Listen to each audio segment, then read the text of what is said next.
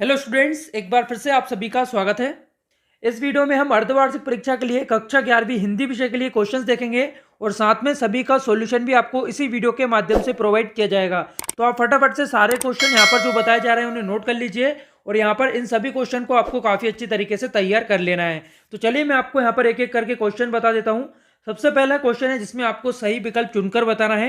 यहाँ पर पूछा गया है, लता मंगेशकर के पहले चित्रपट संगीत के क्षेत्र में इस प्रसिद्ध गायिका का बोलबाला था। तो किसका बोलबाला था वो आपको यहाँ पर बताना है। ऑप्शन है सलमा, विलायत खां, नूरजहां या फिर रूना लैला। तो यहाँ पर इसका सही आंसर है सा वाला, नूरजहां। इसके बाद सेकंड क्वेश्चन को नोट कीजिएगा, कबीर ने ईश्वर के कितने स्वरूपों को जाना है। तो यहाँ पर इसका ऑप्शन है 1, 2, 3 या फिर अनंत। तो यहाँ पर इसका सही आंसर है आ वाला यानी कि 1। इसके बाद थर्ड क्वेश्चन नोट कीजिएगा, जनसंचार का सबसे लोकप्रिय और प्रभावशाली माध्यम है। तो यहाँ पर ऑप्शन है सिनेमा, इंटरनेट, मोबाइल, समाचार पत्र। तो यहाँ पर करेक्ट आंसर है आपका ए का वाला जो है सिनेमा। इसके बाद देखिए यहाँ पर नेक्स्ट क्वेश्चन है, रसात्मक वाक्यम काव्यम परिभाषा है। ऑप्शन है आचार्य विश्वनाथ की, पंडित राज जगन्नाथ की, आचार्य मम्मट की या फिर आचार्य रामचंद्र शुक्ल की। तो यहाँ पर जो सही आंसर है वो आपका आ वाला आचार्य विश्वनाथ की। इसके बाद यहाँ पर अगला क्वेश्चन है, कलाओं के लिए स्वर्ग युग कहलाता है। ऑप्शन है गुप्त साम्राज्य, मुगल साम्राज्य, वैदिक काल, मौर्य साम्राज्य। तो यहाँ पर आपका जो सही आंसर है वो है यहाँ पर आ वाला गुप्त साम्राज्य। देखिए जो भी क्वेश्चन यहाँ पर बता रहा हूँ हर एक क्वेश्चन को बहुत ही अच्छी तरीके से आपको तैयार करना है और यहाँ पर आपको कोई भी क्वेश्चन नहीं छोड़ना है। यहाँ पर अगला क्वेश्चन है, डेरी खीर मुहावरे का आपको अर्थ बताना है। टेढ़ी खीर जो मुहावरा है इसका क्या अर्थ है। तो ऑप्शन है आपके सरल कार्य, खीर खाना, कठिन कार्य या फिर खीर ना खा पाना। तो यहाँ पर सही आंसर है आपका गा वाला कठिन कार्य। इसके बाद अगला क्वेश्चन है, पंडित आलोपीदीन ने मुंशी वसीधर को किस पद पर नियुक्त किया था। तो यहाँ पर ऑप्शन है वकील, दरोगा, मैनेजर या फिर शिक्षक। तो करेक्ट आंसर है आपका सा वाला मैनेजर, इसे आप नोट कर लीजिए। इसके बाद अगला क्वेश्चन है, मियां नसरुद्दीन के वालिद किस नाम से प्रसिद्ध थे। ऑप्शन है नानाबाई गड़िया वाले, नानाबाई खोमचे वाले, नानबाई तुर्रुम वाली या फिर नानबाई असाटी वाले। तो यहाँ पर सही आंसर है आपका आ वाला नानबाई गड़ैया वाले। इसके बाद यहाँ पर नेक्स्ट क्वेश्चन हम देखेंगे, प्रश्न क्रमांक 2। यहाँ पर आपको रिक्त स्थानों की पूर्ति करना है। यहाँ पर पहले क्वेश्चन में पूछा गया है, मीराबाई ने खालिस्तान से अपनी अनन्यता व्यक्त की है। तो यहाँ पर आपका जो सही आंसर रहेगा वो आएगा श्री कृष्ण। श्री कृष्ण इसका करेक्ट आंसर रहेगा। 8400 जी हाँ, याद कर लीजिए व्हाट्सएप नंबर, क्योंकि अब चाहे आपका मैथ का सवाल हो या फिजिक्स, केमिस्ट्री, बायोलॉजी का, आपके हर डाउट हर क्वेश्चन का मिलेगा तुरंत वीडियो सॉल्यूशन, वो भी सीधा आपके व्हाट्सएप पर। बस अपने फोन में डाउट नट का 8400 व्हाट्सएप नंबर सेव कर लीजिए और चैट ओपन कीजिए। फिर जो भी आपका डाउट है उस सवाल की आपको बस फोटो खींचनी है, उसे क्रॉप करना है और 5 सेकंड में आपको उसका वीडियो सॉल्यूशन मिल जाएगा। क्लास 6 से 12 IIT JEE NEET CBSE boards और सभी स्टेट बोर्ड्स के बच्चों के लिए। तो देरी किस बात की, अभी जाइए और 8400 पर अपना सवाल व्हाट्सएप कीजिए और अपने सभी डाउट्स को आउट कीजिए, लिंक डिस्क्रिप्शन में है। इसके बाद यहाँ पर अगला है, नेहरू जी जलसों में खालिस्तान की चर्चा करते थे। तो यहाँ पर आपका आंसर आ जाएगा भारत, भारत की चर्चा करते थे।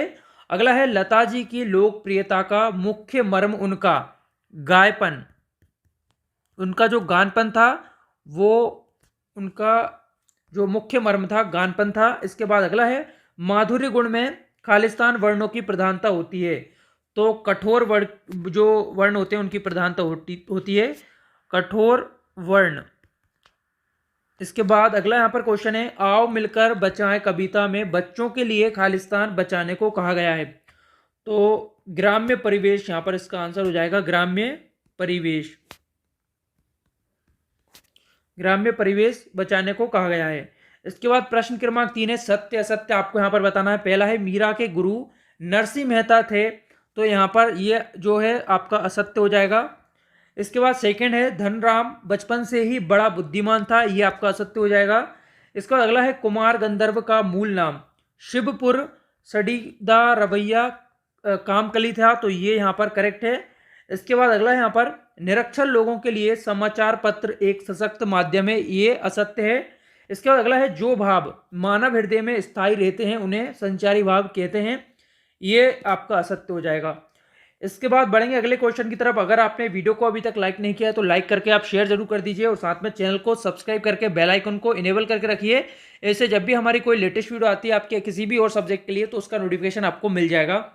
प्रश्न क्रमांक 4 में आपको सही जोड़ियां मिलाना है। पहला है रात दिन, दूसरा है 3 13 गुना, तीसरा है एकमात्र सहारा के लिए, चौथा है वह कहाँ जा रहा है और पौन का आपको तत्सम बताना है। तो यहाँ पर एक एक करके मिला दीजिए। देखिए दिन रात क्या है, द्वंद्व समास का एक उदाहरण है।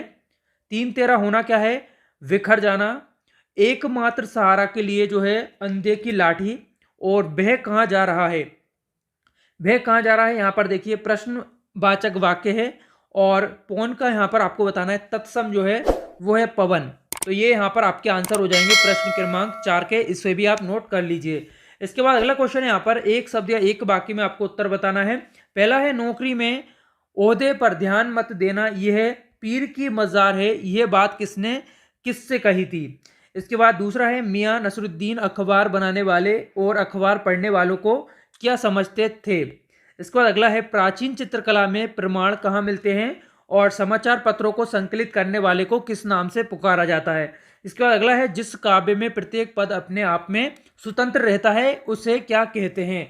तो ये क्वेश्चन आप नोट कर लीजिए। मैंने आपको देखिए वस्तुनिष्ठ सारे प्रश्नों के आंसर प्रोवाइड कर दिए हैं। अगर आपको ये इसके बाद के क्वेश्चन के आंसर नहीं मिलते हैं जो भी आपको यहाँ पर बता रहा हूँ तो आप इसके लिए मुझे कमेंट करके बता सकते हैं। इनके आंसर्स भी मैं प्रोवाइड करा दूंगा। अभी आंसर जो है तैयार नहीं हो पाए थे तो आपको मैं प्रोवाइड नहीं करा पाया हूँ। बाकी वस्तुनिष्ठ प्रश्न के मैंने आपको दे दिए हैं। उम्मीद करता हूँ आपने जो नोट्स बनाए होंगे उनमें आपके बाकी सभी क्वेश्चन के आंसर आपको मिल जाएंगे। फिर भी नहीं मिलते हैं तो आप मुझे बता सकते हैं। अब प्रश्न क्रमांक 6 जरूर नोट कर लीजिए, लोकलाज खोने का अभिप्राय क्या है।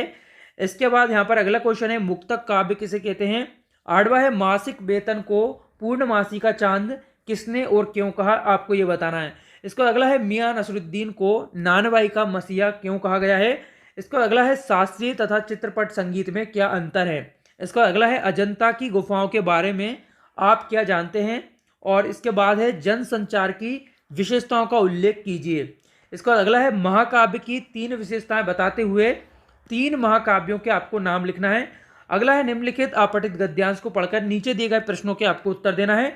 तो सबसे पहले तो आप चाहे तो इसका स्क्रीनशॉट यहाँ से ले सकते हैं या फिर नोट करना चाहते हैं तो नोट भी कर सकते हैं वीडियो को रोककर। क्वेश्चन यहाँ पर देख लीजिए, उपरोक्त गद्यांश का उचित शीर्षक दीजिए। उदार पुरुष की क्या विशेषताएं होती हैं, सच्ची उदारता किसमें है, अनुपकार क्या है, विरुद्धार्थी लिखिए आपको उधार के और सच्ची के।